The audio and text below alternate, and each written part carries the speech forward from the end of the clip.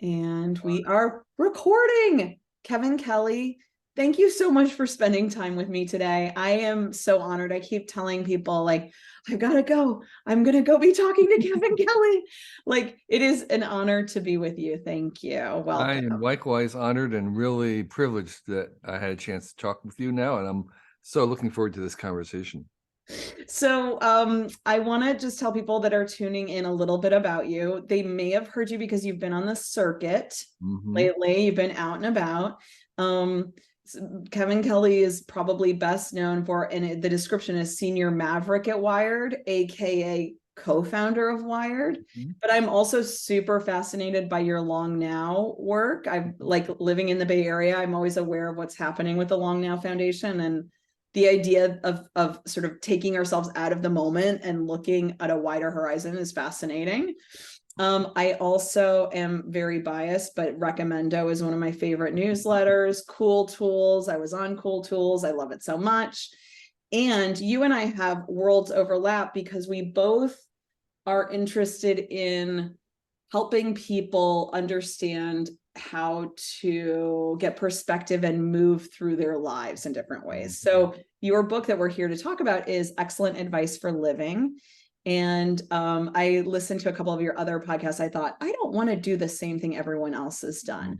So one thing that I wanted to ask you about was this process of going on to podcasts and talking to people about your book. Like, what has this been like for you? Can you give me, and one thing I noticed is you time marked it, right? You're like, I'm only doing this for this month, it seems like, right?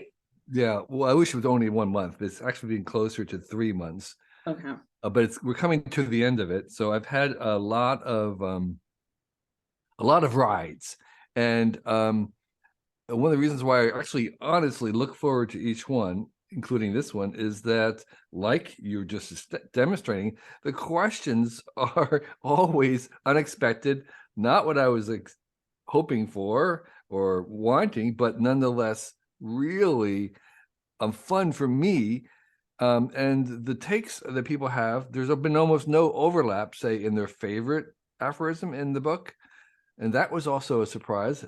I thought there would be some convergence, but no. There's ones that I wrote that I'm very happy with that someone else thought was the most important one, which is really great. So I have to say that the unexpected, surprising thing was the variety of ways in which people would come to the same book in different ways. And that was a pleasure for me. Yeah, I love that because you really can't understand. I mean, writing is such an unusual craft in that you're sending something out and you are trying to connect, but you can have no control over where that connection is, like all art. Right. And that's something, to remind, young creators and other people starting out, is that it's really hard to predict exactly what will connect with people and what they will be turned off by. And it's also kind of, I've also seen on Twitter, in terms of people not understanding or not liking a particular aphorism, it's inevitable that you're going to have people who don't connect, who don't get it, who maybe are confused or maybe occasionally dislike something. And that's just part of the territory. And it's not going to be predictable. And you just have to kind of take it in stride as part of the what I call the tax of creation, is that it won't connect with everybody. It might even turn some people off, but that's perfectly fine. It's not the 1,000 people that don't like you, it's the hundreds of thousands that might like you. And so we want to focus on the strengths. Everything will have weaknesses, your life will have weaknesses, but I like to focus on the strengths rather than the weaknesses. I love that point. And it's something, I'm a big fan of comedy, stand-up comedy. And one thing you hear a lot with comedians when they're starting out is they hit this moment where they realize, I'm not for everyone. Right. And we think we're supposed to be for everyone, but when you can accept, like, no human works that way. Like there are going to be some people so that your work resonates with, and some people it doesn't. Right. The more specific you can get in your work, the more likely you are to find those people that you do resonate with. Exactly. And in a curious way, the larger set of people that you don't connect with, the more specific you actually are, not eliminating, but you're ignoring many other people who would be you yourself probably going to find interesting in other dimensions, but their sense of humor doesn't match up, which is fine. Something that's really interesting to me about sort of where you are in your career is you have all this experience, and all of a sudden it seems like younger people are interested in it. They want to learn, right? I'm like feeling that more and more. And you've always approached things in a very thorough, dedicated way. And what I'm thinking of is your book, your tome of it was all of Asia, wasn't it? You created a book that's this just labor of love. It's photography, it's like your travels, it's thousands of pages, right? Yeah. And that is an unusual approach that you've had, which is to go so deep and be so thorough. Yeah. Yeah. Like, I produce books and I tend to go overboard with the book. So my very first book I wrote was way too long. It should have been more edited than it was. It was called Out of Control. I did a graphic novel that was way too big. We should have been smaller, but we made it 500 pages and it was like took 11 years. That's just like not the best way to do it. I made a Cool Tools book. You have been the guest on that, which was too big, too many things. Nobody actually ever read it all the way through. I'm probably the only person in the world who ever read the whole thing. And my Asia book, which was 50 years in making, was again, it would have been better, I think, if it had been smaller, more portable. But I tend to want to produce these big mammoth things. And so, because here's the thing, here's the weird thing. I am the audience for the things I produce. I made the Cool Tools book alone because even though I'm the only one who read it, that's all it was for. It was for me. I made Asia books for me. There's nobody who loves this book more than I do. Late in the evening, walking through, just enjoying the design. It's for me. And I like these long, complicated, over-the-top kind of books. And so they may not have as much economic appeal, market appeal, because they are a little too big. But if I can find 1,000 true fans, I'm happy, and I'm making them for me. And if they do resonate beyond that, then I'm happy. And that's why this particular book is unusual, because it's small. Well, yes, exactly. That was my exact point. So, like, how do you feel about this one compared to the others? And do you feel like it's important to have the kind of brain you do? Which, by the way, I'm looking behind you right now and I'm seeing like these waterway pathway map collection. River. Yeah. And I'm thinking, like, is it necessary to sort of, from your perspective, to go so big and go deep and then distill later? I don't know. I'm just curious. No, it's a fair question. I think there are rhythms in this, and like if I was making a magazine, which is really what I'm good at, I would have like a long article, then I would follow it with a short article, and then have a serious one with one that's more lighthearted. And so in this sense of like if my life as a bookmaker is a magazine article, it's time for the short little brief thing, a bit long. You're creating your front of book right now. Right. Exactly. Like this is the New Yorker. These are the little cartoons in the corner.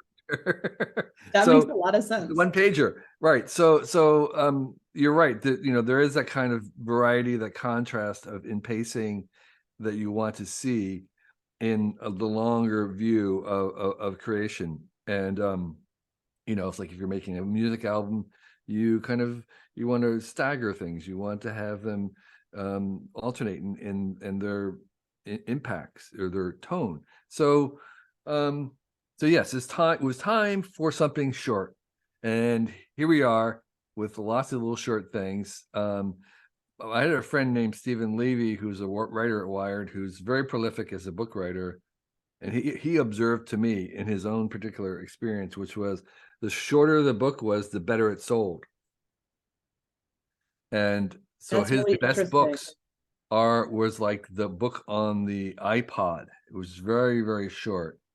And he's written Artificial Life, and he's written, Hackers, but the best-selling book was a really tiny book about the making of the iPod. And so I always took that to heart. And commercially, you're going to do better. I would do better by making shorter books.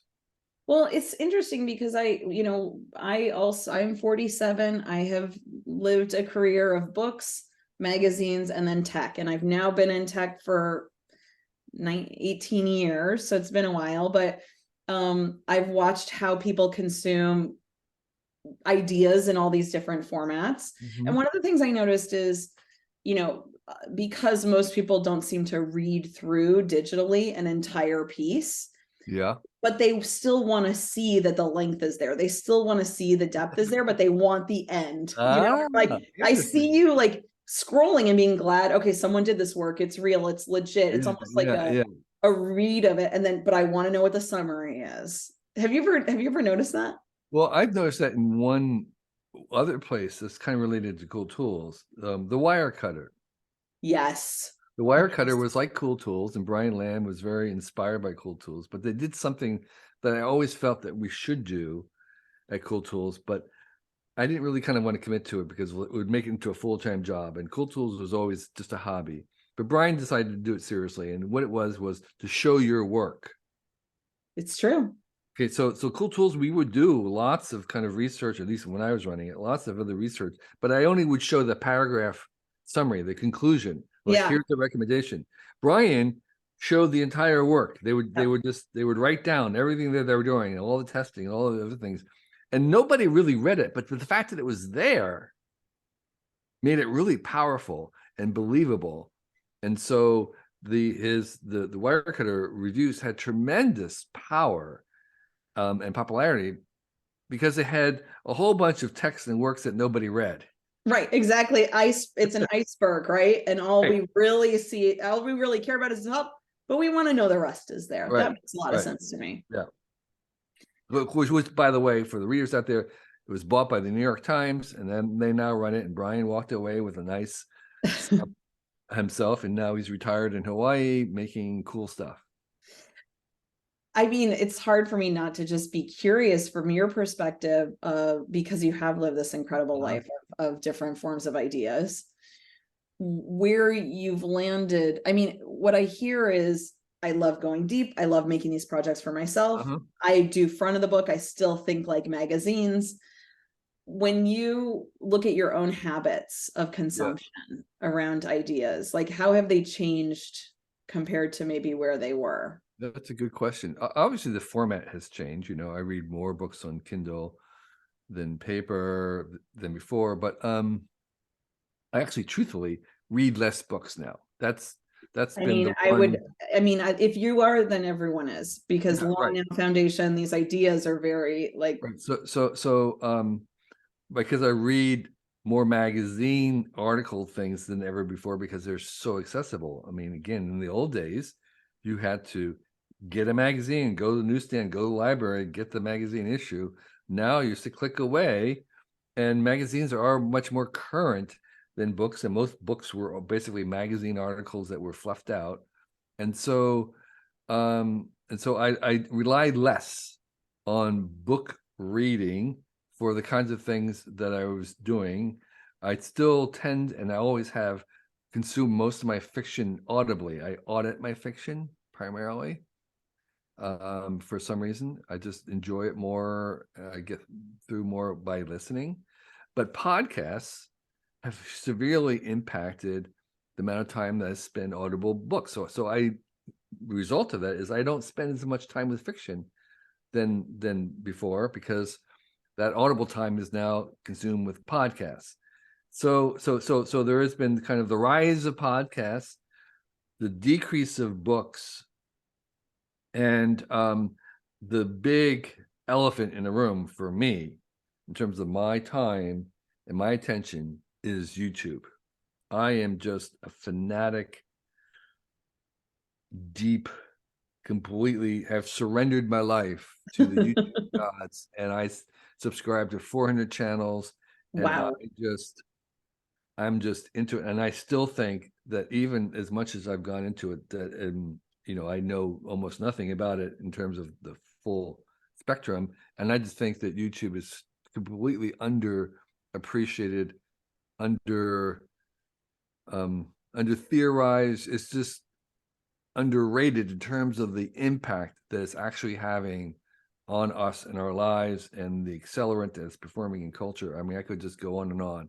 So I think that we'll come back and eventually view YouTube as much more important than, say, the web as a whole. I mean, I just think That's that fascinating. That's definitely not a take I've heard. so powerful. Yeah.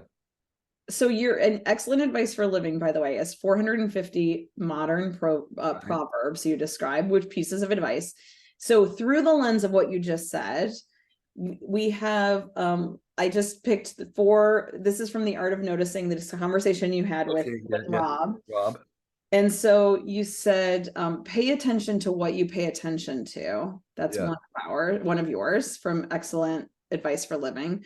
What on YouTube are you paying attention to with these 400 subscriptions? Yeah. So I go to YouTube in different modes. There is the mode that a lot of people are familiar with of finding out something specific, and usually in a kind of a practical sense. So like the single most indispensable aspect of YouTube is like if you need to fix something or get something in particular. It's like there is just no substitute. And it's extremely powerful when paired with Amazon, because you usually, if they're good, they will point you to the thing that you need to do whatever it is that you're going to do, whether it's fix something or try something new or whatever. It's like, in terms of instructional how-to, it is the Mount Olympus. This is just so perfect, and there's really no other way to do it. I have a 2-story library here that I'm in the middle of. You can't see it, but the whole first floor is how-to books that I came from Whole Earth and beyond, and that was my thing. They're almost useless now compared to YouTube. There's almost nothing in them that's not available on YouTube in a way that's in a format that's actually a little better. And so so that's the first thing, is like, okay, and I do that all the time. I will attempt to do things that I would have never even dreamed of doing before, like a door handle on a car that wasn't working. It's like, I wouldn't even think of trying to fix that myself. I do now, and I will, and it will work. Okay. Or replacing a brake light, or you name it. And so, so that's one mode. The other mode is entertainment. So there is, kind of a corresponding world like Netflix of documentaries and other things that are often available in some form or something like it on YouTube. So I watch a lot of history, and it's really good history, because it's specific enough that's really interesting, but it wouldn't have been the kind of thing that PBS would have run, because they would say it's not general enough, it's not broad enough. So like an example recently was like, okay, how did Romans made a big distinction between citizens and non-citizens. How did the Romans know who was a citizen? What was the idea? Like how did that work? Well, there's a YouTube on that. Okay, and that's the kind of thing you're not going to get on PBS. Okay, I love that example so much. Last night, my husband and I watched this movie, Air. It's about the creation of Michael Jordan, right? Yeah. And we were frustrated, especially by the second half, because everything was glossed over for dramatic effect. Yeah. And I thought he made a really good point, which was, for example, they would say, Michael Jordan wants a cut of the the cost of the shoe. You know, he wants to make some money, wants a Very cut. sure, right, right. But they wouldn't say what percentage, you know, it's just like a cut. Oh, okay, I agree to a cut. And we were like, all the interesting stuff is actually in the reality and the details. Like it's like all been removed. So, but and we were sort of debating like who wants the sort of removed version, which is considered more mass market, but like actually the interesting stuff is in the specific. I'd almost be willing to bet that on YouTube somewhere you could find someone going through those calculations or talking about it. You know, I have no prior knowledge, but just given what I know about YouTube, I would think that somebody probably has done that. So that's the second one, is kind of just entertainment. But there's a third one, which is sort of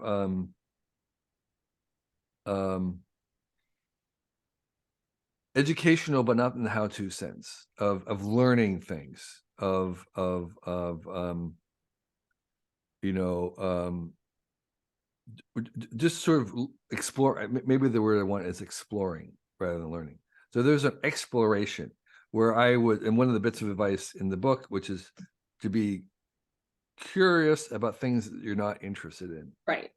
So that was what I was going to ask you about, because it's so tied to everything you're saying about yeah. So I'm not interested in makeup, but I spent a lot of time investigating the YouTube world of makeup because it was so fascinating, and they have very high numbers. It's like something is going on here, and I'm just curious about what it is.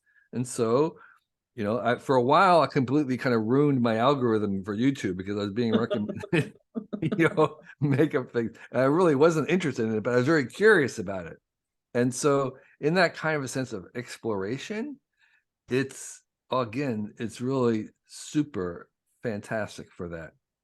Well, you're an anthropologist in another life, right? I mean, this is like, that seems like anthropology. Cultural anthropology. Yes, absolutely. So I'm curious about this idea, art is whatever you can get away with, particularly through the lens of your career and like moments you've taken creative risks. Because one of the things that my community and this podcast is for is to help people understand the intersection of technology, creativity, and emotional well-being. So like what helps us feel curious, what helps us get us engaged, and when do we take risks, when is it good to take risks? So curious your thoughts on that one. Well, I mean, you know, almost any student of art at the basic level of going through, you know, the classicals and impressionistic and the modernists and abstract stuff can realize that there were things that were made that you look at and you think, is that really art? Is that why are, you know, it's a black canvas. Why are people so excited by that? Or there's the performance piece. And there's just other things that are oftentimes, you know, the Magritte where you kind of have the urinal and it's like, what is it? And in the modern world, especially Jeff Koons's work of Balloon Dog, it's like you come to realize that a lot of it is the artist persuading you to pay attention to this, not necessarily because the thing itself may be much different, but because they are framing it and paying attention to it. And so there is a sense in that it's whatever you can get away with. Like if you view it and I can present it as art, it's art, right? If you present it as art, if you put a frame around it, it's art. If you put a title on it, it's art. If you put it on a pedestal, it's art. If you go out in the middle of Burning Man and put it on a little platform, it's art. And so a lot of what art is about is this thing of persuading people. And so that's, how do you persuade? Well, it's not just talking about it, because usually it doesn't work. It's like things like framing it. It's like putting it off. It's like putting it in context. All these are ways in which you persuade someone that it's art, not just giving it the name. You actually have to do other things. And if you can persuade people, then you need to persuade them to talk about it to others or talk about it with you in terms of as taking the respect and the dignity that art has, and you can elevate it. So it's sort of I would say it's kind of like a co-created thing. It's partly constructed by the audience. You're convincing the audience to treat it like art, and therefore it becomes art. And I think that's true in the beginning of photography. Photography at first was not considered art, but enough people said, no, this is art. We're going to treat it like art, or can be.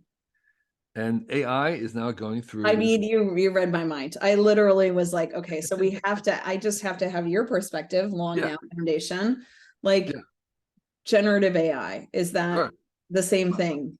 I'm posting one a day, and I've done it for almost a year now.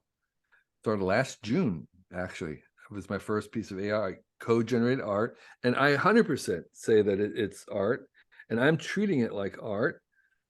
And I am very happy and comfortable in putting my name as a co-creator with it, because these images take hours to get to. They're not just clicking. I'm working with my art interns, my art AIs, to co-create this thing, and we're kind of walking through a space and looking for the right angles and getting it to show. And I go back and forth, and it's art for sure. And how do people find that, Kevin? I'm gonna be sure to link to that.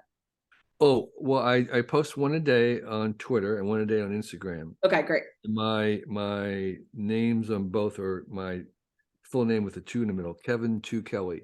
Great. So I'll link to that for sure, because I think that process of sort of refinement and figuring it out, how has it changed for you over a year, the creation? Well, tools are fabulously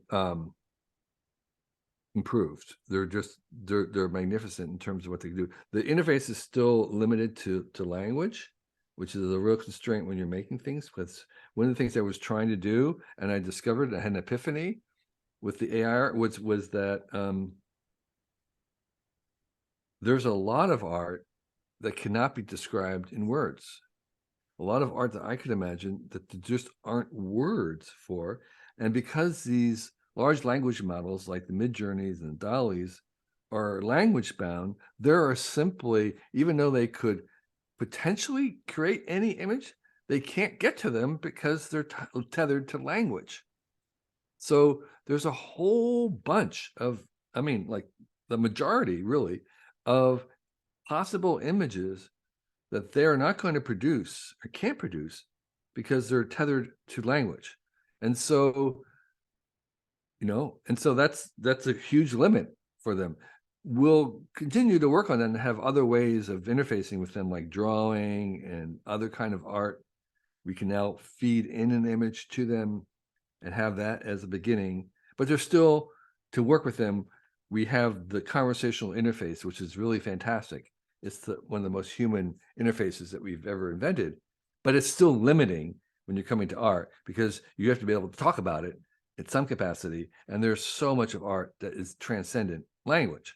So that's the epiphany I've had recently, is that, these are amazing, incredible versatility and power, but there's so much that they're not going to be able to do, because what I'd wanted to do is to transcend language entirely. Has it been hard? Do you find it? I know young people that are like overwhelmed by AI and generative AI. Yeah. But you have gone through many different, you have so much experience. You've gone through many different like phases of life, and you do not seem confounded by it. You seem curious and open. Is that a personality trait, or like what is it that allows you to continue to take in such new and experiences? I think there's some temperamental genetics, but it's a very deliberate choice. The deliberate choice is to try things, to explore, to keep exploring, and not just to optimize things. In the book, I talk about this dilemma or trade-off that's natural to all kinds of things, between exploiting what you can do well and making it even better, versus exploring, which is going to be full of failure and low yields. And typically, and the best example is a musician who's playing songs, and they go to the concert and everybody's yelling out, play the classic, play my favorite. That's what they want to hear. But the musician really wants to play new things. And so what is that ratio of the old things versus the new things? If you go to a restaurant, do you order the things that you love, or do you try something new? And researchers have kind of studied this, and there's roughly the ratio of 2 of exploiting, getting the best, and 1/3 exploring, taking a risk.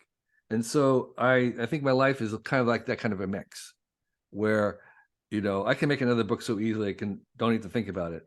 But I want to try to do something like learn to do YouTube and videos because I haven't done it, because it's hard, and I'm going to go in a new direction. And so so that's how I do it. Is I think I try to make sure that there's a sufficient number of things that I'm trying new, to compensate for the ease of doing things that I know how to do well. This is why I think people need to listen to you. This is why I think your excellent advice, it should be listened to, because the proof is in the pudding, right? Like, it's a tough one to actually do, because you're actually sort of implying that you figured something out.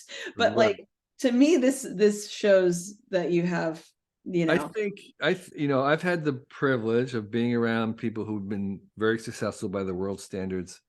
They're either very famous or very rich or very accomplished. And the best of them, the ones I admire the most, are still asking these same questions. They're not done. They're still saying, what do I want to do? What's next? Who should I become? What does it mean? And having all those prior accomplishments don't answer it. They actually sometimes make it harder to answer, but they're still on that same journey. If they're really attending to life and taking advantage of it, they're still asking those questions. They aren't even gliding. And so I I can imagine, even 5 or 10 years from now, maybe having a different description of what it is I do, because I'll maybe change my mind about that. I often joke with my kids that I want to become a YouTube star, because I've talked about YouTube so much. It's like, yeah, I want to be a YouTube star. And so I think everybody you are an example of that, on the way of kind of becoming your best self, of learning how to be more you and the better you. And that's great. And that's what we want everybody to do.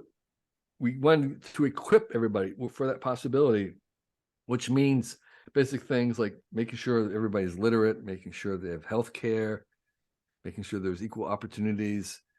And so that's part of the equipment, and not everybody has that. So it's tough for many people to try and pursue what they can do best, because there's so many constraints. But I spent a lot of time with the poorest people in the world, just because of where I was. And even there, it was true that those people who understood that there was the humans worked better when you were generous and kind, and that everybody started at different levels, but everybody could be improved. Those people, having even nothing, were flourishing more than those who felt that they were fated and unlucky, and not growing. So yes, I'm privileged in many ways to have been born when and where I was born. But even if you're not lucky in that way, you can still improve. You can still get better at becoming who you are and who you could be. Yes, agree. I completely. Sorry to rant on. I'm sorry. No, I completely agree with you. My question was somewhat related to that, which is, do you think of yourself as an overthinker? Sometimes. Yeah, one of my weaknesses is I will spend hours thinking about how to save 5 minutes to do something.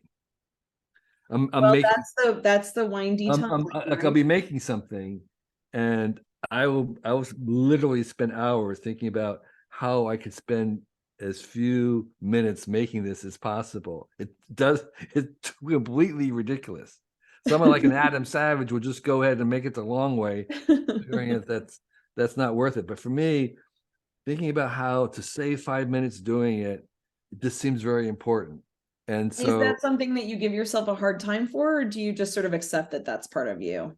I think it took me a long time to realize, first of all, that I was doing it, and then secondly, that other people were not doing it. And Me too. so and Me so too. and so like I'm at the third stage of like, do I want to do anything about it? And like I don't know. I'm not sure, Yeah. but that's a new idea. But just being able to realize it and then to understand that other people do it differently. Okay, now we can think about whether I want to change it. I may not. I don't know. Yeah, yeah. Okay, that's great. That's exactly what I was wondering. Um, is there anything that we haven't covered in the realm of emotional well-being or Mm. helping people navigate their emotions that you think would be a good thing for us to cover before we go? Yeah, emotional well-being.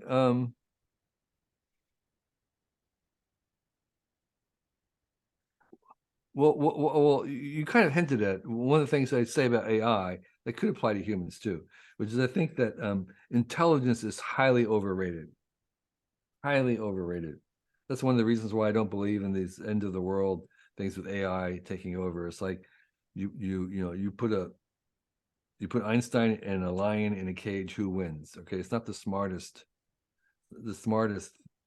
person, the smartest being doesn't win. Um, Lots of very, very smart people can't get things done. And it takes so many other things other than intelligence to accomplish things. It takes Mm. grit, patience, emotional quotient. There's just so many things that are part of getting something done that people who are intellectual and like to think will often say that the most important thing is intelligence. But look who's saying that, right? It's not true that we're going to be super, super smart and a poor communicator. But if you're a great communicator and not smart, you can actually be more effective. And so I would say one thing is that intelligence is overrated. And I think emotional intelligence is underrated in terms of being able to accomplish things. So if you are a person hoping to have an impact and accomplish in the world, um, you probably will get further along by trying to improve your emotional skills than your intelligence, because emotional skills are much easier to improve than your intelligence. And you And may find that through working on those, it does help your intelligence too. yes, I'm sure, because this is the thing that we're discovering is even what intelligence is that we don't know, and I think it's not a single dimension. Agree. I think it's a complex of many different varieties of cognition, and being able to pick up social cues would probably be one of those kinds of cognitions. And um so yeah, I would say IQ, maybe we should say, is overrated. And so that's and then I think also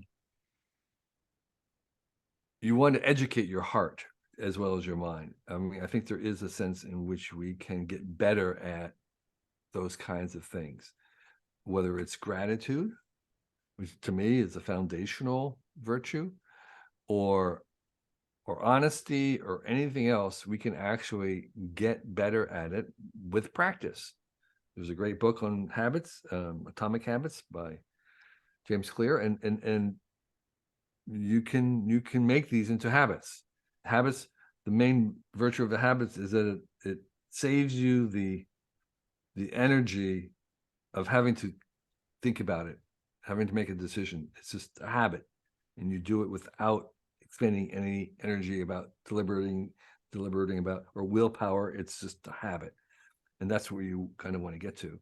Well, also your proverbs are the springboard into new habit forming. I mean, I they think so. are, they are ideas that can help you build those muscles Right. as well. So I would take large volumes of wisdom and try to reduce it down to a sentence in order to make it handy so that we could repeat or remind ourselves this. So they're kind of reminders. Yeah. And they're meant to be useful to reminding ourselves so we can make a habit out of it. So, you know, I can pick up one of these almost at random and say, you know, one of my habits is that promptness is a sign of respect, and that there's no such thing as being on time. You're either early or you're late, and you should be early. And so that's something to repeat to myself, to others, and I repeated it coming on here. Promptness is, I tell Well, myself, you were okay, here. You a were sign here. of You respect. So therefore, I'm going to be prompt, which means I'm going to be early. And so, so those kinds of things, these are reminders that will help make habit easier, because we can remind ourselves in these kind of memorable little phrases.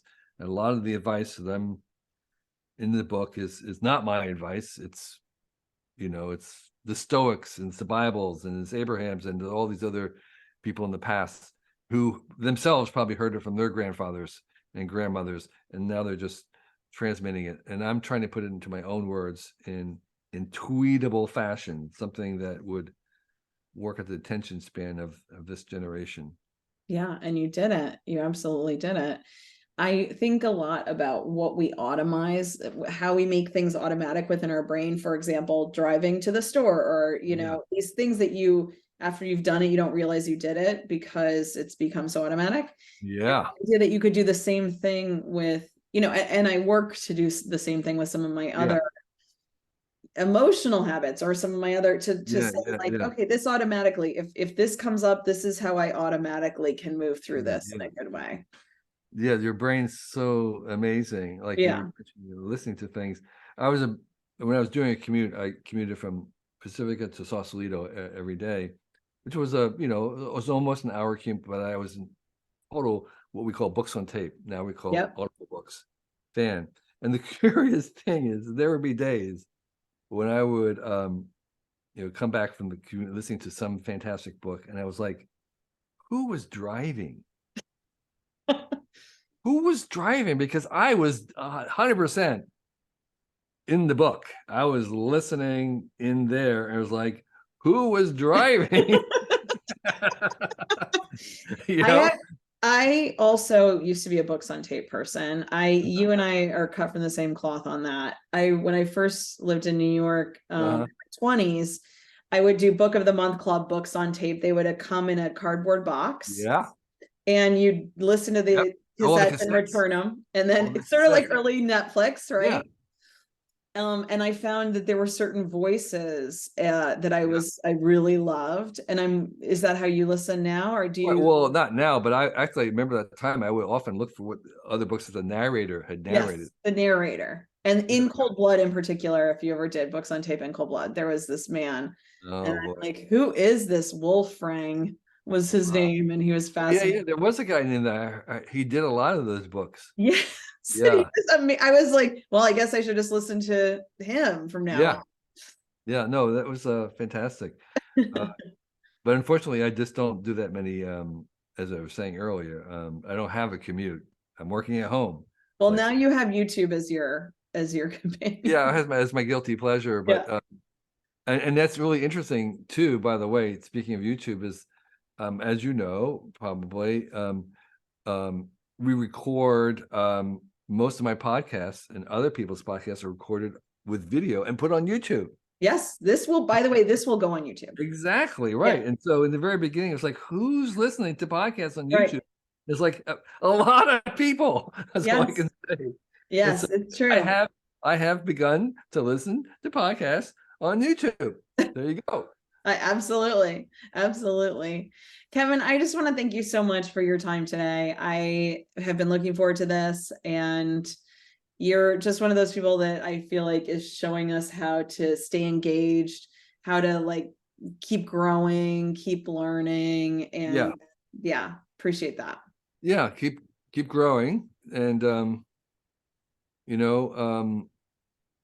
it's, I think everybody alive, I believe this, the truest part of my heart is an artist, is a creator, is someone who can make something, whether it's you're a cook, whether you're seamstress, whether you're a plumber, whether you're an inventor, whether you're a scientist, you are a creator. And that potentially, and not everybody has that opportunity, and that's the reality. And I'm trying to enlarge us so that we can equip everybody to unleash that creative part. And if you are doing something creative and making art, it's not selfish. You owe it to us to make it, right? It's something that we want you to make. As frivolous or as personal as it is, it's ours as much as yours. And so when you're making art, you're doing the great thing, and you should be glad that you get to do it. So thank you for doing it. And I am going to trim for myself this area just into that section, just so that, just like a little proverb for myself, just to remember. So thank you so much, and please have a wonderful day, and thank you. All right, it was a real pleasure. I love your background. I love your fashion style. It's really great. Thanks.